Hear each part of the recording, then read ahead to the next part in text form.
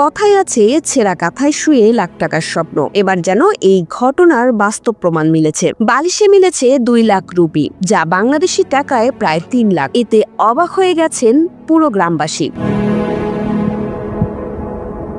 মঙ্গলবার ভারতীয় সংবাদ মাধ্যম আনন্দবাজারের এক প্রতিবেদনে এই তথ্য জানানো হয়েছে।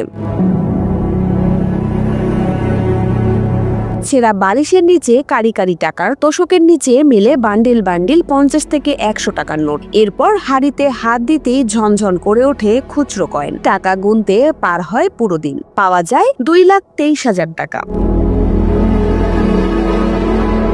বিচিত্র এই ঘটনা ঘটেছে মুর্শিদাবাদের ভগবানগোলার ডেলিয়া চকপাড়ায়। সেখানে 70 বছরের আসিনুর বেওয়া নামের এক ব্যক্তি, স্বামী ও 4 সন্তান নিয়ে একসময় সুখের সংসার ছিল তার। কিন্তু স্বামীর মৃত্যুর পর সন্তানদের বিয়ে দিয়ে একাই থাকতেন ভাঙাচোরা ঘরে। ভিক্ষাবৃত্তি করেই চালাতেন নিজের সংসার। এলাকাবাসী জানান, আসিনুর ভিক্ষা করে দিন কাটাতেন। কখনো ভিক্ষা না পেলে হাসতে হাসতে বলতেন, রাজার ঘরে যে ধন আছে আমার ঘরেও সেই ধন আছে। কিন্তু কেউই তার কথায় কান দিতেন না।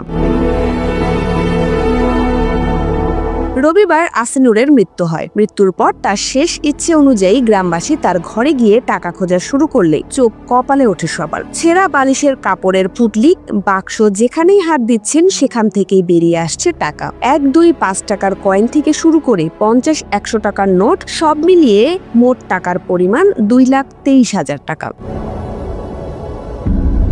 গ্রামবাসী জানান, আসিনুর প্রায় বলতেন তার মৃত্যুর পর যেন তার জমানো টাকা মসজিদ, ঈদগাহ বা গোরস্থানে দান করা হয়। কিন্তু ভিক্ষাবৃত্তি করে এতগুলো টাকা তিনি জমিয়েছেন, তাই কেউ তার কথায় বিশ্বাসই করেননি। তার এই টাকা দেখে তার সন্তানরাও রীতিমতো অবাক।